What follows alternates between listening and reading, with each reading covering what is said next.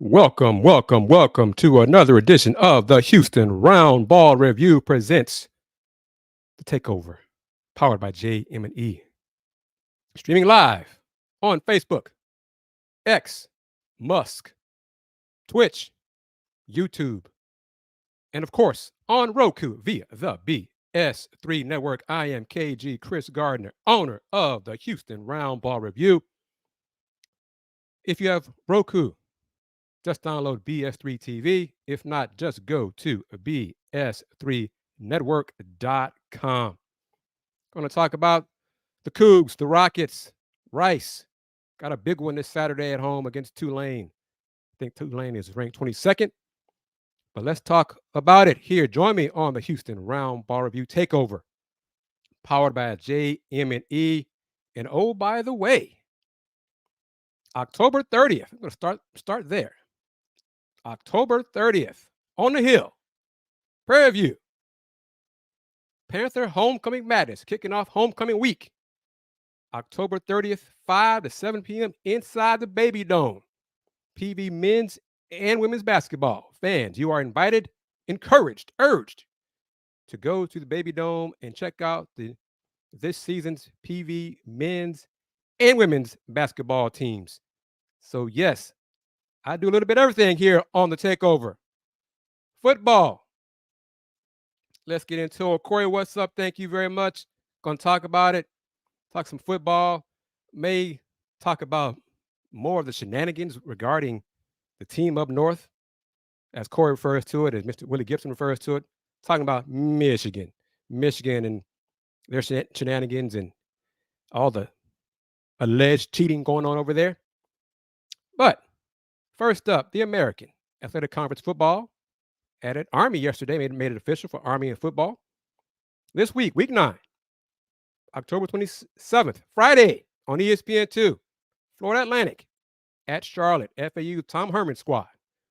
3-4 overall, 2-1 in the conference. At Charlotte, 2-5 overall, 1-2 in AAC.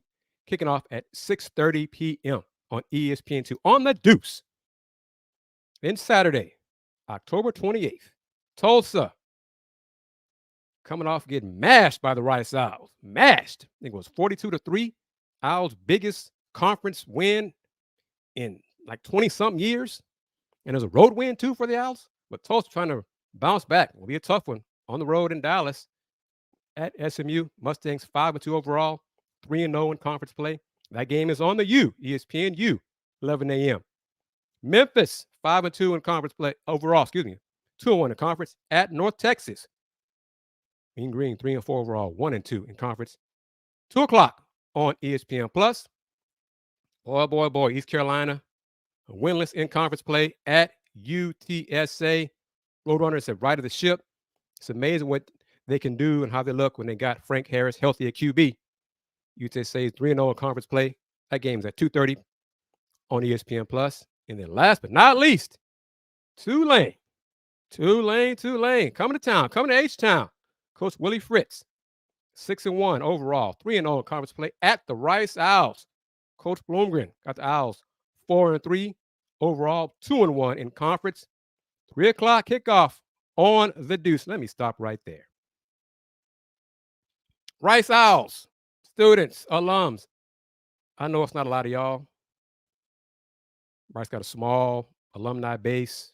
I know all that. I live here in Houston most of my life, 51 years. Rice football is good this year. The game's going to be on ESPN2. It's going to be on TV. Nationwide TV. Please show up to the game. Please. Show up to the game. Don't have the cameras try to figure out angles to make it look like more folks are there at the stadium than really are. Show up to the game. It's going to be a good game. Should be a good game. You're going to see a top 25 team come to town.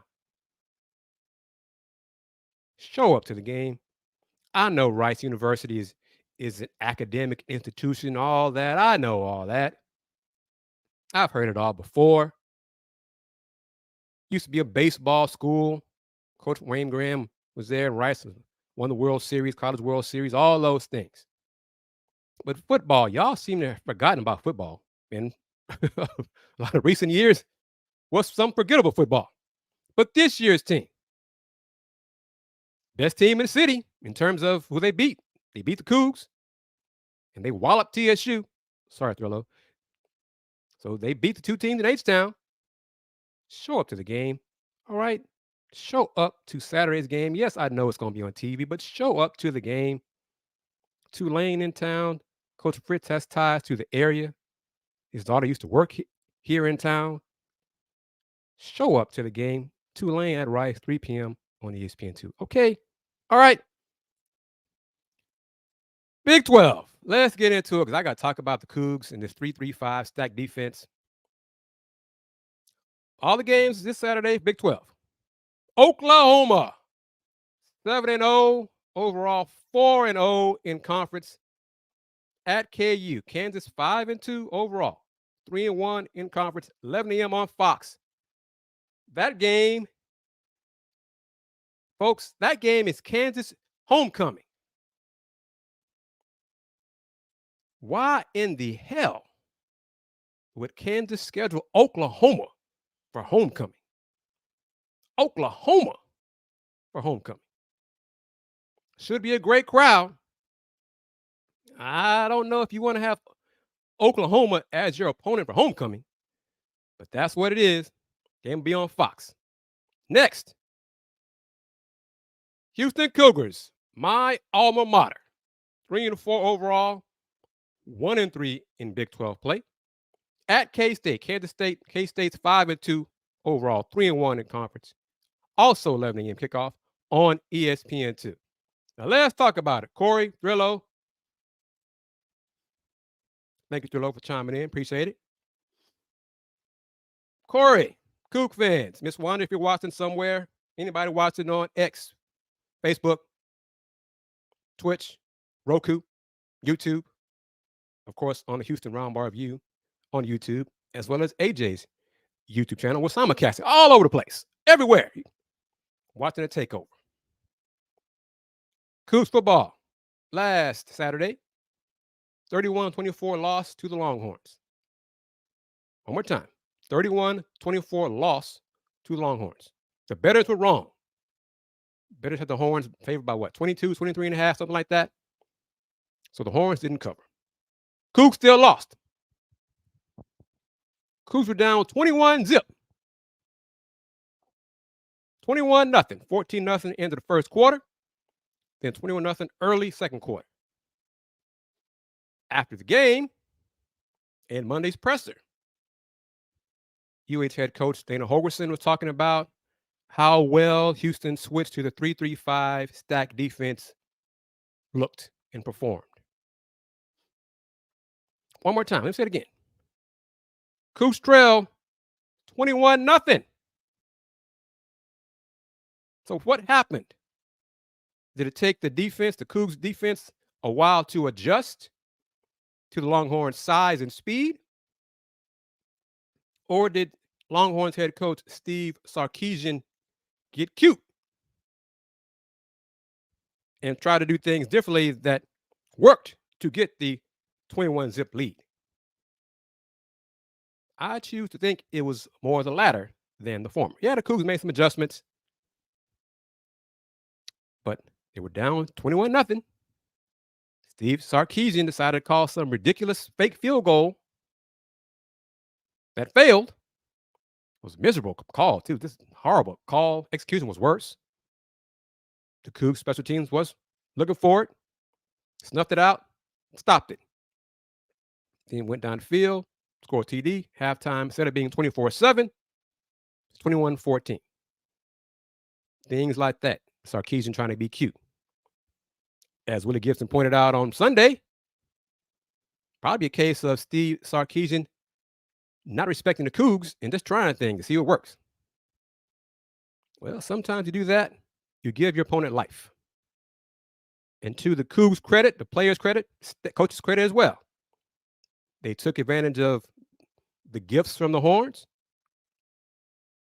got the momentum going, got in the game, had a chance to win the game, got hosed. As Thrillo pointed out, hosed. fourth quarter, late fourth quarter, Cougs running back Stacy Sneed had the first down. Had the first down, was close to the 8-yard line, and it was the 9-yard line. Somehow, the ball was spotted at the 9.5. Let me say it again. Stacy Sneed, Cougs running back, was closer to the 8-yard line than the 9. But the ball was spotted at the 9.5, close to the 10. Fourth down, Cougs shotgun formation, roll out to the right, Donovan Smith pass. Kind of catchable, wasn't. Didn't convert. Horns hold on to win.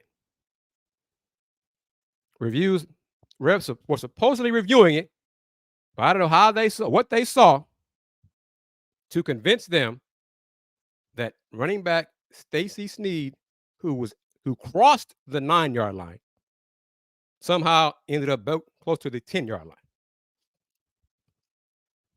Horrible call, horrible spot, horrible decision. Refs did what they did. Big 12 didn't overturn it, didn't even give out one of those lame days after press release. We apologize for the incorrect call, the interpretation of the rule, whatever. Y'all have seen it before. None of that. So Cougs got hosed.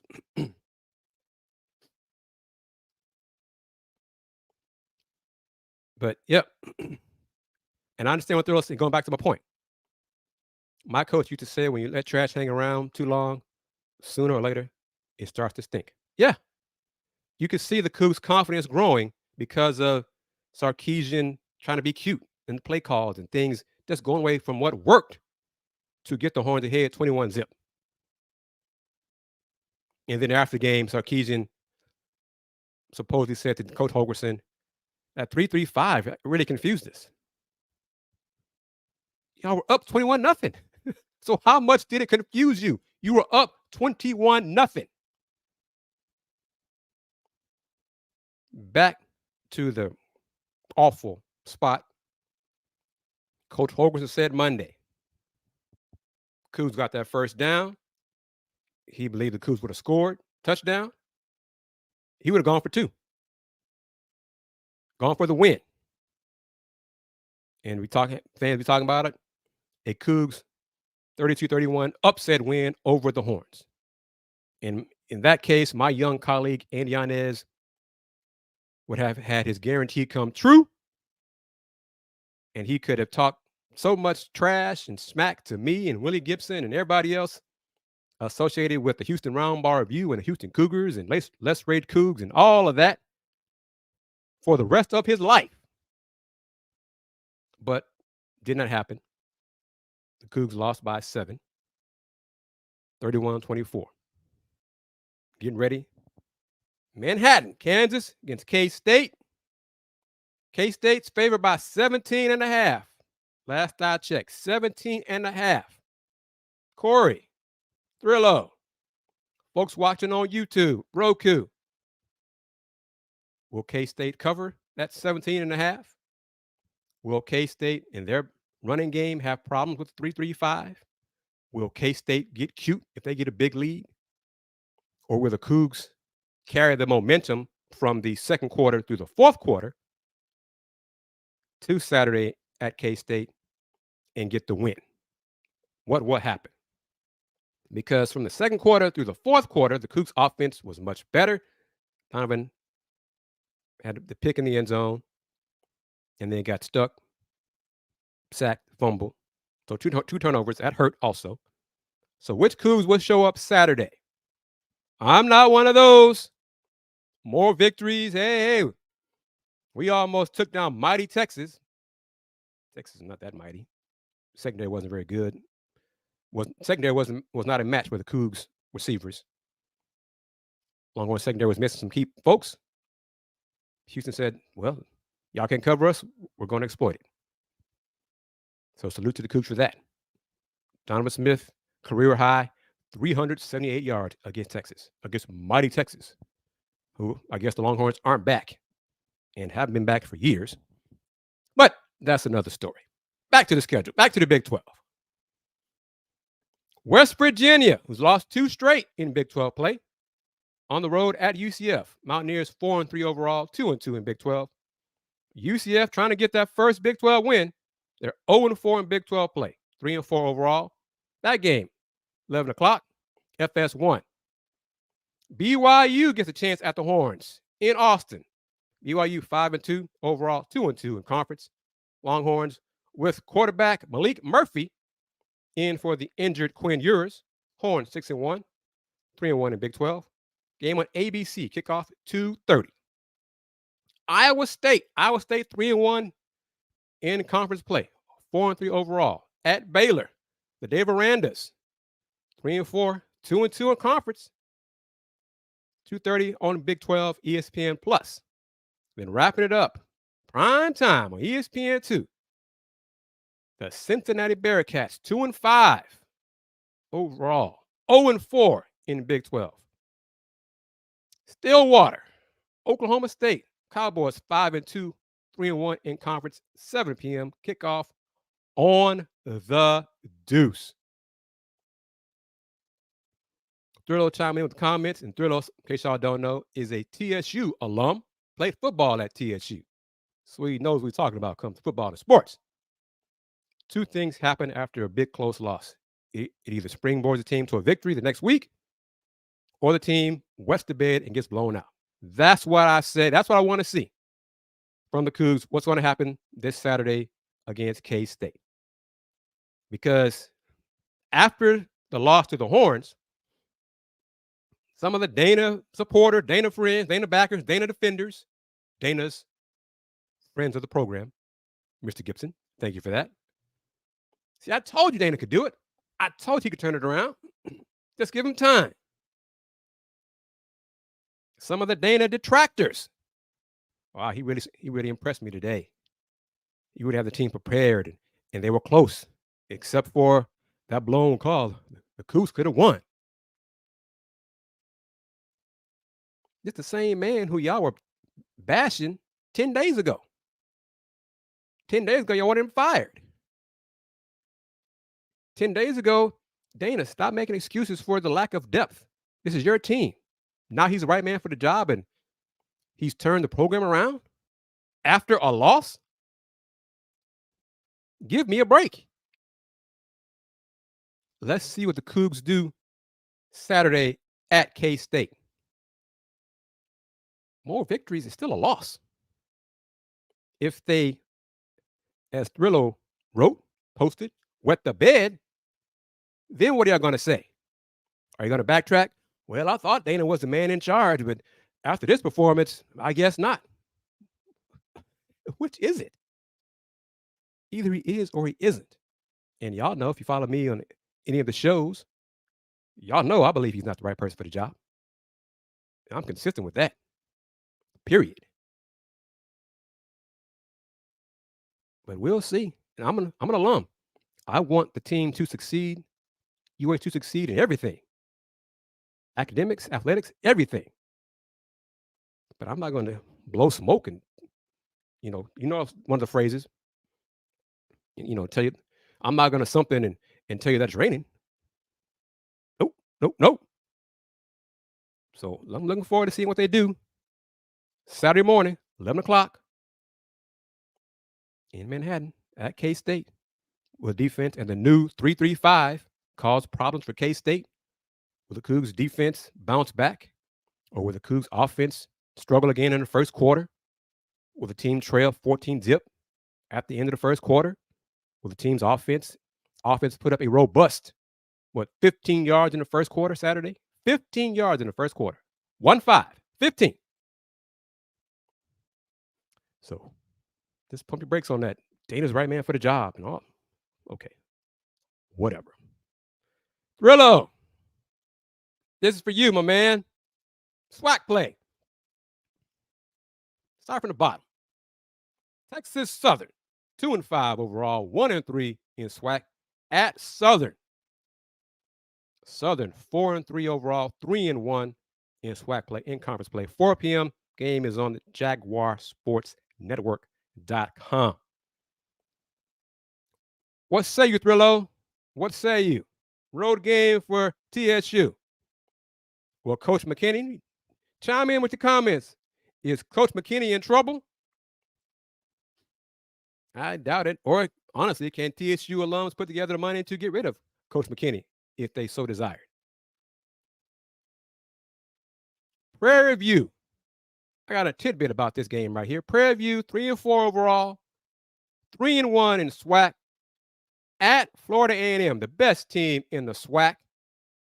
FAMU, 6-1 overall, 5-0 undefeated in SWAC play. 3 p.m. on ESPNU.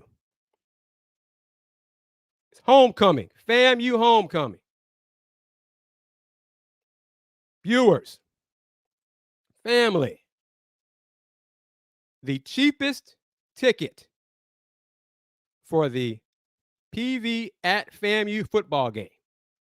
Florida A&M's homecoming. Thrillo, Corey, All Mad, Ben, Miss Wanda, everybody watching. AJ, the cheapest tickets for as low as $166. One more time. FAMU homecoming game. Tickets, the lowest price ticket available is going for $166.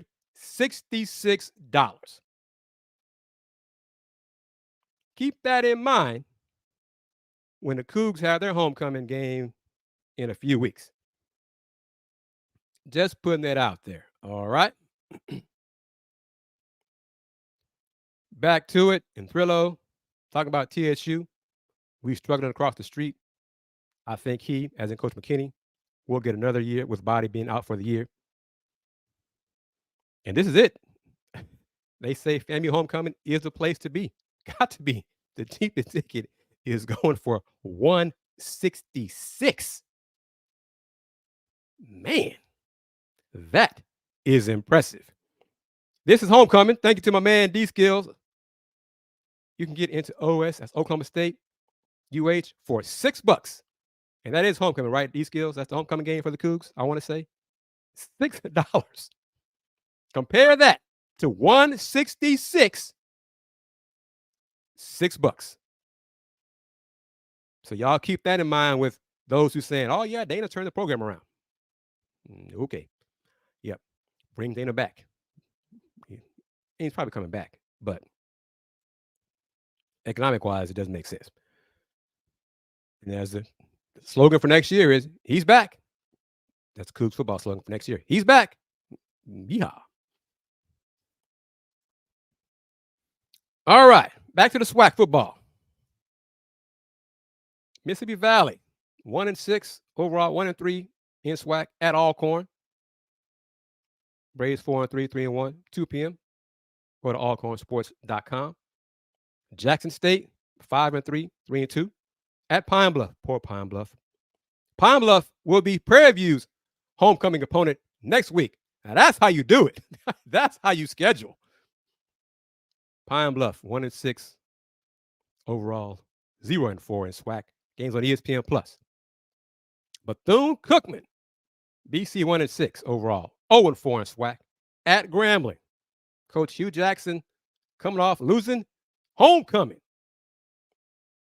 Homecoming lost to Alabama State. Grambling's 3-4 overall, 2-2 in SWAC. Game is on HBCU Go. And then that one right there, Battle of Alabama.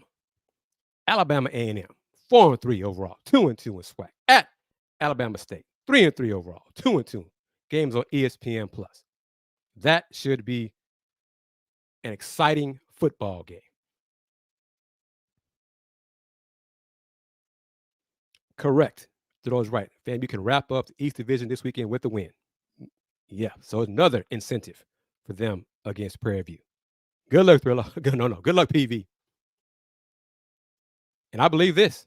At one point, they asked Prairie View's band not to come because they needed the room.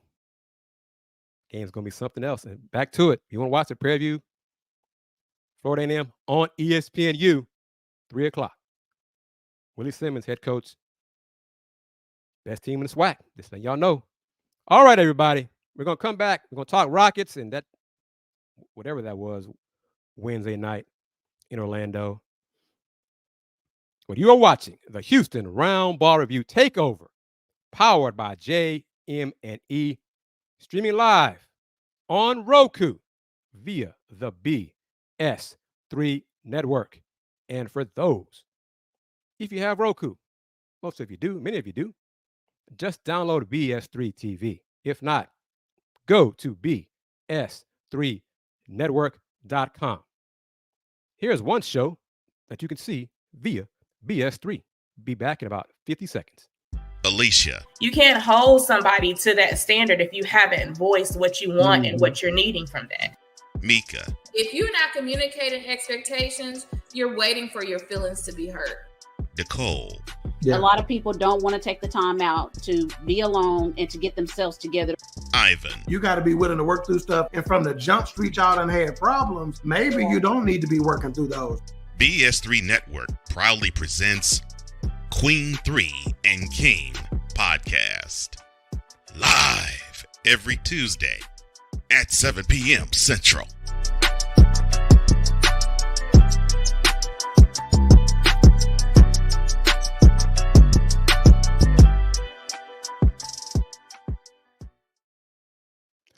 Welcome back to the lunch break. But this is the Houston Roundball Review Takeover of the lunch break, powered by JM&E, streaming live on Roku via BS3 Network. And I am, of course, KG Chris Gardner, owner of the Houston Roundball Review. All right. Rockets season opener Wednesday night in Orlando. Wednesday morning, colleague, mentor Nate Griffin invited me to be on with him on the Houston Morning Show on Fox. I was on about a minute discussing the Rockets, previewing the Rockets. I said, Nate, it's going to be a new season. Defense. It's going to be the theme for this year's Rockets. They're going to be more physical. Then Wednesday night in Orlando, they were completely not physical. Got run over by the Magic. Rockets lost 116-86. The second worst season opening loss for the Rockets going back 40 years. 116-86. Orlando out-rebounded the Rockets 57-31. Orlando's bench had 32 rebounds. The Rockets team had 31. One more time. Orlando's bench players tallied 32 rebounds. The Rockets team had 31.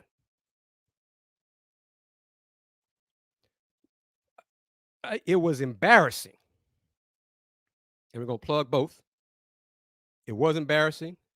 Thank goodness for League Pass, because I was able to watch the Pistons, who, more victory, lost. I'm not into more victories because they still lost to Miami. But I saw Marcus Sasser made his first buckets, got 8 points, I think, in his NBA, his rookie opener. But the Rockets, 57-31, manhandled on the glass. Points in the paint, 54-32. Dylan Brooks comments to us earlier in the week, we're going to rebound, get stops, and get out and run, scoring transition. Well, it's tough to score in transition when you don't get the rebound. Orlando shot 48% and had 17 offensive rebounds. They were 42 for 87 from the floor. Missed 45 shots, got 17 of their misses. Rockets missed 47 shots, got 7 of their misses. Disappointing performance by the Rockets. Oh, and it gets better for the Rockets. Rocket fans, I'm surprised Friday's game, hasn't been moved to national TV based on the hype machine that is for Wemby, Victor Wembanyama, who played well in the fourth quarter in their loss to Luka and the Mavs. Wemby's stats, one of the best rookie stats in the game. Dereck Lively had a 16 and 10 for Dallas. ESPN, it's TV, it's media. You got to do what you got to do for ratings and all that kind of stuff. Wemby is the it person. At some point in my life, before I die, I love to be the it person for even 5 minutes, 5, 10, 15 minutes, whatever. Be the it person. Be that one that everybody just wants to be a part of. Wemby struggled through 3 quarters, got going in the fourth quarter. ESPN had a graphic, had a stat line for him posted on the screen for much of the game. So much so, Dereck Lively, fourth quarter, had a putback dunk. A sweet putback 2-hand slam dunk. To give him, I want to say, make him 7 for 8 from the floor at the time. ESPN still kept up Wemby's stat line for like 2-3 minutes after Dereck Lively's putback dunk. Expanded Dallas's lead. When they latch on to you, they latch on to you. Media loves you until they don't. And don't get me wrong, Wemby's talented, got a bright, bright future, all those things. But for Wednesday's game, it was like y'all forgot or ignored what Dereck Lively was doing. But we'll see what the Rockets do Friday. They couldn't handle the Spurs in preseason, especially in the first quarters. Zach Collins just gave the Rockets business. We'll see which Rockets show up on Friday. Rocket fans who support me on the Let's Talk Houston Rockets live stream, we're all hyped up. We're going to start 2-0, 2-0 on the road. Orlando's going to be an easy win. Yeah, okay on that one. Still wrong about that. So we'll see what happens Friday. I still believe at the end of the season, the Rockets will have a better record than the Spurs. But the end of the season is not Friday. Okay, so I will not be shocked if the Spurs win Friday and the Rockets begin the season 0-2 before starting a 7-game homestand this Sunday evening at home versus the Golden State Warriors, 6 p.m. Sunday. And I can say it's not a secret. I hope not. Oh, well. But Coach Udoka's family will be at the game, his first home game as head coach of the Rockets. That includes his sister. I know she'll be there. Besides Fawn. Fawn used to play for the Comets years and years ago. So she will be at the game this Sunday. Rockets, Warriors. Rockets defense was punked by Orlando Wednesday.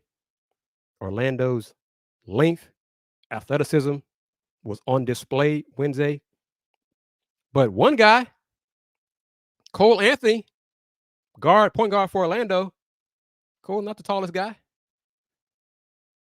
Not really long arms, anything, but Rockets couldn't stop him. Had no answer for him. 20 points off the bench in 24 minutes. 20 and 8. 20 points, 8 rebounds, 2 dimes in 24 minutes. 8 for 12 from the floor, 3 for 3 from the foul line. Rockets had 0 answer for him. Jalen Green made 2 more shots than us. Us, all of us. Wednesday night. Jalen was 2 for 10 from the floor. Rillo, 2 for 10. Jalen Green made 2 more shots than me and you. No assists for Jalen Green. 1 rebound Fort Chickling Green. Gotta do better than that. Rockets Spurs. We'll see how it all plays out. Friday night, Rockets and the Spurs. Rockets on the road in San Antonio against Wemby Mania. Game will be on Space City Home Network. So tune in for that. Make a prediction about that. D-Skills. You have not made a prediction about the Coogs and K-State on Saturday. Will the Coogs cover at 17.5? Or will they get mashed? Or will they shock the world, shock me and you, and beat K-State and win on the road? And further improve Dana's chances of returning next season for his second year as head coach of the Cougs in the Big 12. Also, earlier this week, the Basketball Hall of Fame, the Naismith Memorial Basketball Hall of Fame, began announcing their preseason watch list for their men's college basketball awards. Point guard was announced on Monday. Shooting guard was announced on Tuesday. Point guard award is the Bob Cousy Award. I know these college kids have no idea who Bob Cousy is. So I'm really surprised they did not name these awards after more recent players. But it's the Bob Cousy Point Guard Award. Houston's Jamal Shead is one of the top 20 point guards on the watch list. Tuesday, the Jerry West Shooting Guard Award was announced. Watch list candidates. New Coug LJ Cryer is among those 20. Last season, Marcus Sasser won that award, was named the Jerry West top shooting guard in men's college basketball. Part of it involves fan voting. The fan voting begins Friday. You can go to Hoop Hall, the website, to vote for your favorite player. Point guard, Bob Cousy Award. Shooting guard, Jerry West Award. Small forward, Julius Erving Award. Power forward, Karl Malone Award. Yes, college basketball, power forward named after Karl Malone. And then the centers, the Kareem Abdul-Jabbar Award. That top 20 would be announced Friday. The Karl Malone top 20 probably has been announced Thursday already.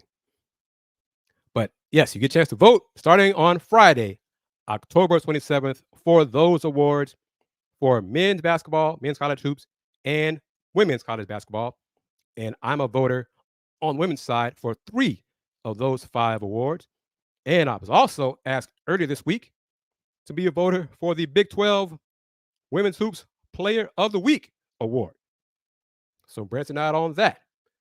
All right, reminder everybody, in these final minutes of this edition of the Houston Roundball Review, takeover of the lunch break, powered by JM&E. I am, of course, KG, Chris Gardner, owner of the Houston Roundball Review. You're watching me on X, Facebook, Twitch, but of course on Roku via the BS3 Network. KG, what is the BS3? Here it is. Be back in 90 seconds.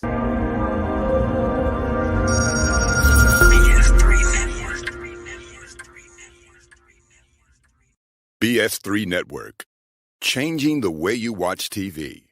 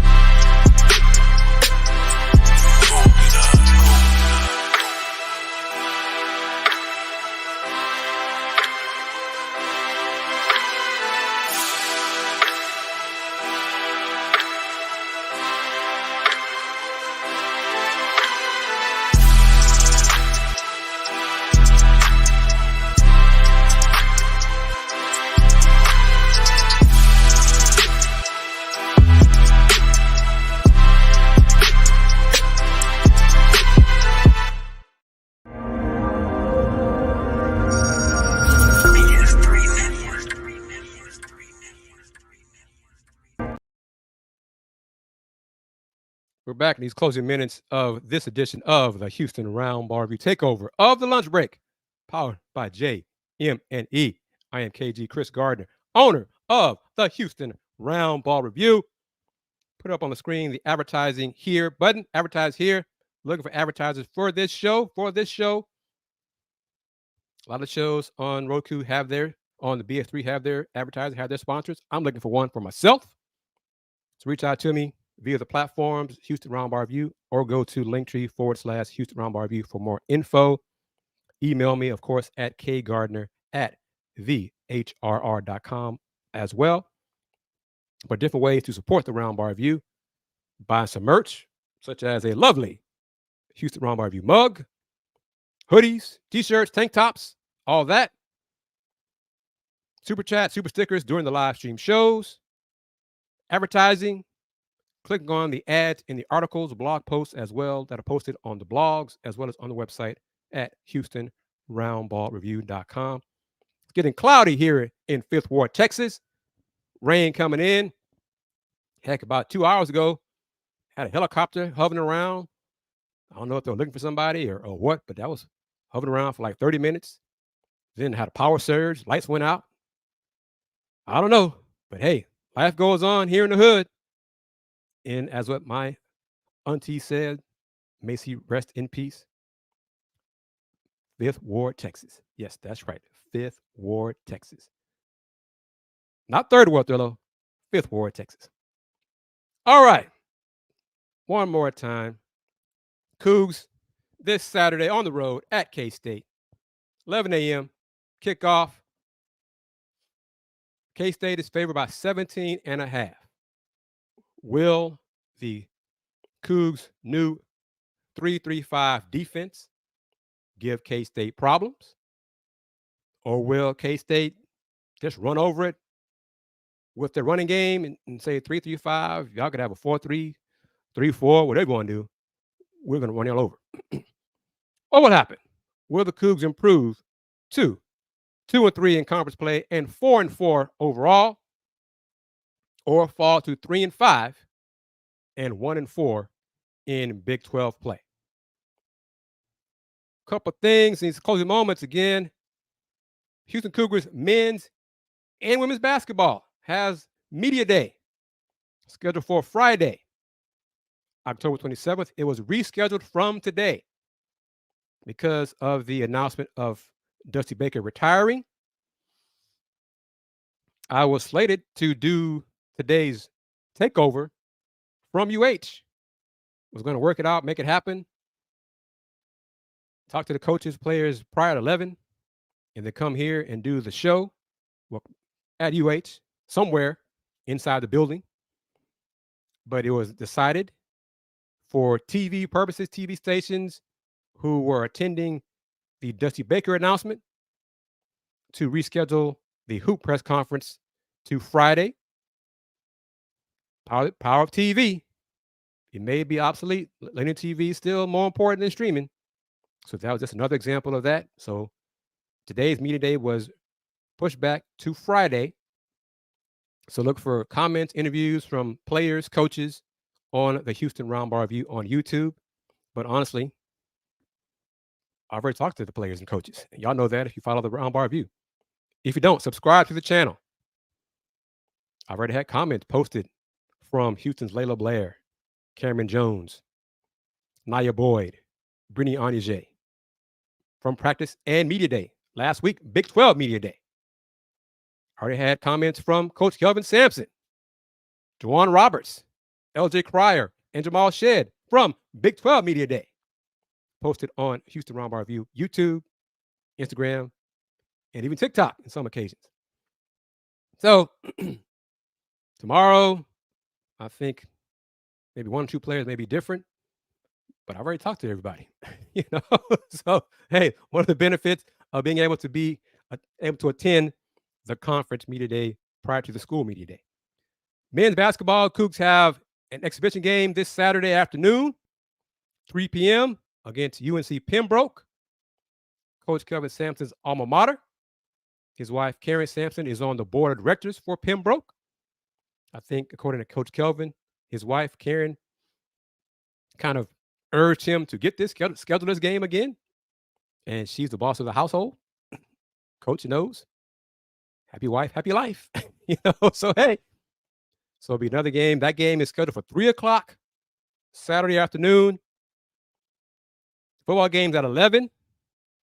I hope that the football game will be on the screen, big screens inside for fans to watch who decide to go to the basketball game.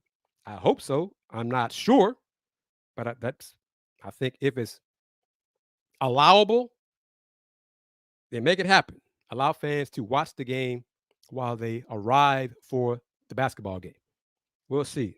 Thrillo, the homecoming game against Oklahoma State is, I want to say, what is it, 2 weeks? Let me pull it up exactly. And I think that's, let's see, I don't want to be wrong about the opponent because it's not as easy as some folks think. Let me see. Boy, they made it all difficult here on the website. Juwan Roberts named to the Karl Malone preseason watch list for the top 20 power forwards in college basketball. So that means the Cougs have 3 players on part of the top 20 preseason watch list for men's hoops. Jamal Shedd, point guards, LJ Cryer, shooting guard, and Juwan Roberts, power forward. Tell you folks, men's basketball, yes, it's a new conference. They're still going to be good. Ken Palm rating has the Cougs and Jayhawks predictive metrics to both finish 13-5 in Big 12. I think the Cougs go 12-6 in Big 12 play, but hey, whatever. One game won't make or break. Bearcats game is a homecoming game.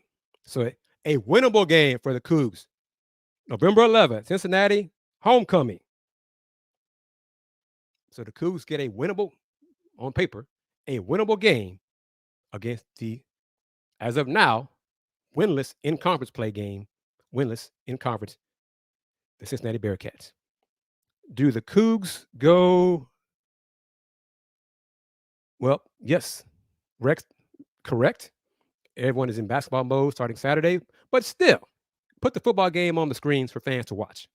11 o'clock, fans arrive maybe at 2. I think the doors open probably at 2, an hour before tip-off for the basketball game. Game should still be on. Football game should still be on. Give them a chance to watch the game.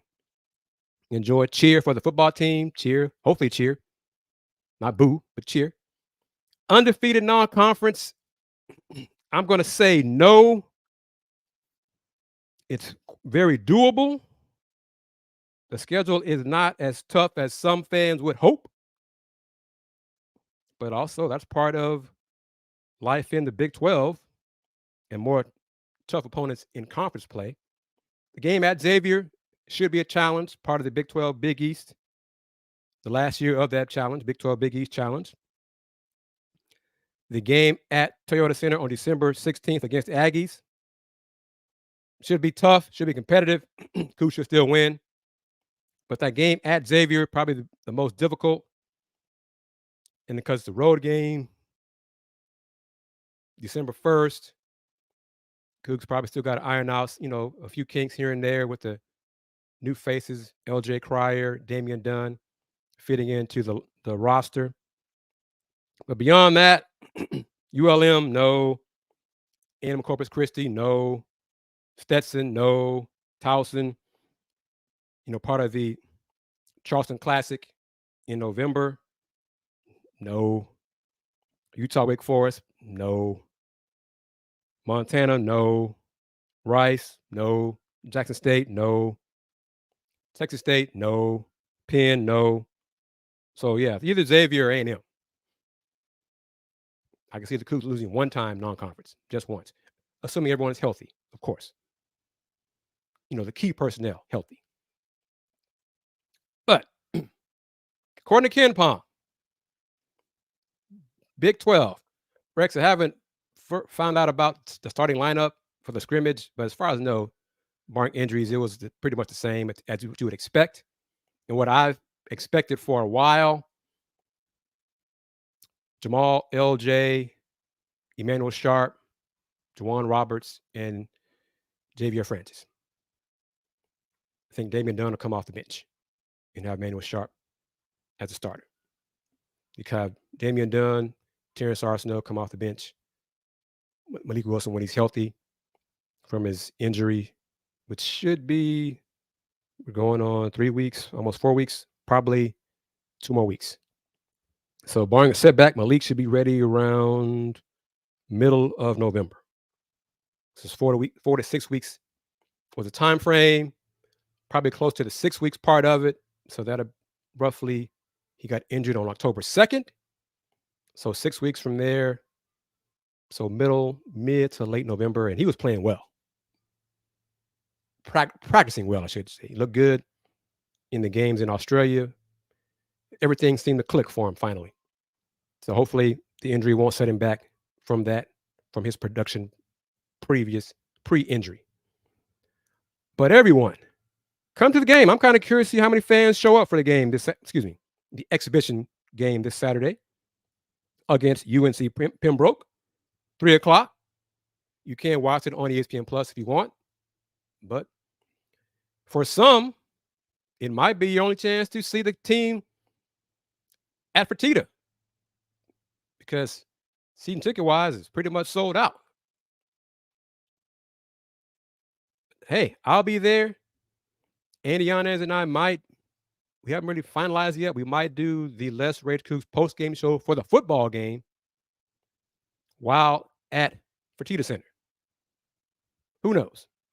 But follow the Houston Roundball Review on YouTube, as well as the Paul Slamma Jamma YouTube channel for more info of when we're going to do the post-game show about the football game. And we'll see if we'll be talking about a Cougs win over K-State or a Cougs loss at K-State.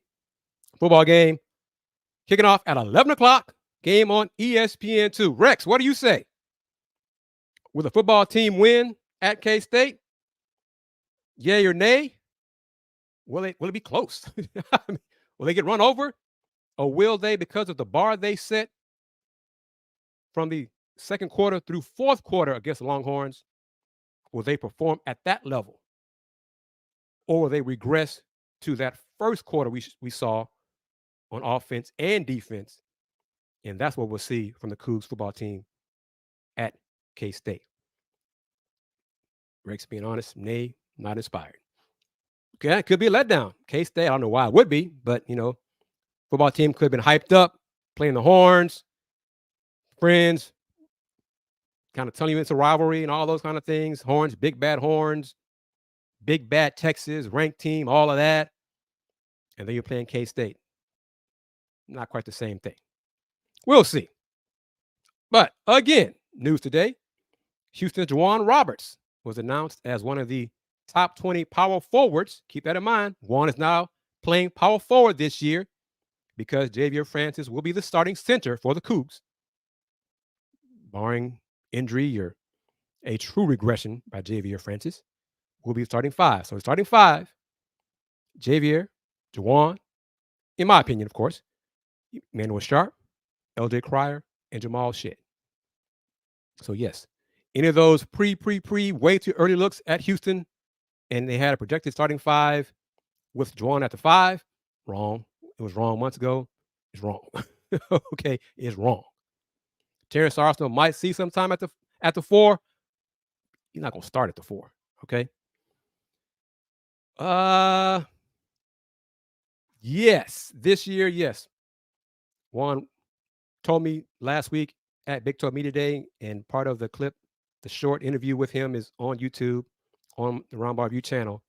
He mentioned again, he's working on his perimeter game, 3-point shooting. He worked on it last year in practice. Didn't see it in games. I believe you'll see his 3-point shooting in games this season. Of course, you got to make them on a decent clip, but I do believe you'll see him shoot a few threes, maybe 2 or 3 threes a game. See how what we talk about here, what I talked about here on the Roundball Review Takeover? Some football. Reminder, Prairie View fans, Prairie View alums, Monday, October 30th, part of homecoming week. But Monday, Panther Madness, 5 to 7 p.m. inside the Baby Dome. You get a look at the men's and women's basketball teams for Prairie View. 5 to 7 p.m., October 30th, inside the Baby Dome on the hill. So show them some support and enjoy homecoming week. And then for the Cougs, homecoming against Cincinnati, November 11th. Curious to see what the ticket prices will be for that. But on the last note, as I wrap it up, Florida A&M homecoming, Saturday against Prairie View. Game on ESPNU, 3 o'clock Central. The cheapest ticket available is going for $166. Keep that in mind when you badmouth and criticize HBCU sports. Wrapping it up on this edition of the Houston Roundball Review Takeover, powered by JM&E. Streaming live on Roku via BS3 Network. I am thanking everybody for your comments and your questions. Rex, Thrillo, D Skills, Corey Miller, everybody watching on all the platforms, Facebook, YouTube, X, Twitch, and Roku. I am KG, Chris Gardner of the Houston Roundball Review. The Houston Roundball Review since 1994. Local name, global perspective. Subscribe to this channel. Tell your friends about this show. Tell your friends about the Houston Roundball Review. Everybody take care. Peace.